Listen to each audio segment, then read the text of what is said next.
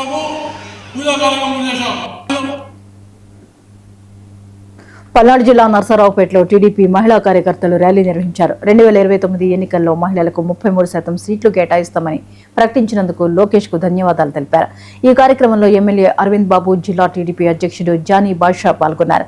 అనంతరం టీడీపీ కార్యాలయంలో అరవింద్ బాబు మాట్లాడుతూ గత 5 ఏళ్ల వైసీపీ పాలన, 2 ఏళ్ల కూటమి అభివృద్ధిపై బహిరంగ చర్చకు సిద్దమని ప్రకటించారు.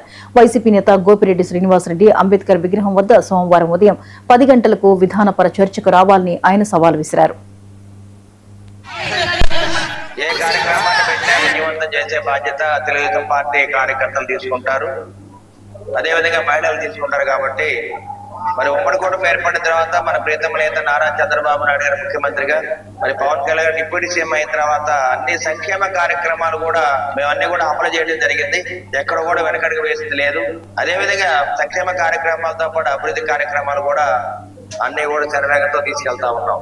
ఇవాళ కళ్ళున్న వాళ్ళు ఎవరైనా చూస్తే అమరావతి రాజధాని ఏ విధంగా అభివృద్ధి చేస్తున్నాము, సీడ్ యాక్సెస్ రోడ్లు కానీ, కనెక్టింగ్ రోడ్లు కానీ, అమరావతి దగ్గర నుంచి హైదరాబాద్ దాకా, తెలంగాణ దాకా, అదేవిధంగా కర్ణాటక దాకా, మద్రాసు దాకా, అన్ని విధాల ఒరిస్సా దాకా, మహారాష్ట్ర దాకా అన్ని రోడ్లు యాక్సెస్ రోడ్లు అన్ని కూడా వేస్తా ఉన్నాం. ఈ విధంగా ఎప్పుడన్నా గడిచిన వైసీపీ ప్రభుత్వంలో ఎక్కడన్నా అమరావతి రాజధానిని అభివృద్ధి చేయడానికి ప్రయత్నం చేశారా? లేదు. 3 రాజధానులను అని 3 పక్కల ఆట ఆడటం జరిగింది. ఎక్కడ కూడా అభివృద్ధి పదంగా ముందుకెళ్లకుండా ఏదో విధంగా తప్పించుకుంటూ ఈ విధంగా మీరు ప్రయాణం చేశారు. 5 ఏళ్ళు గడిచిపోయింది.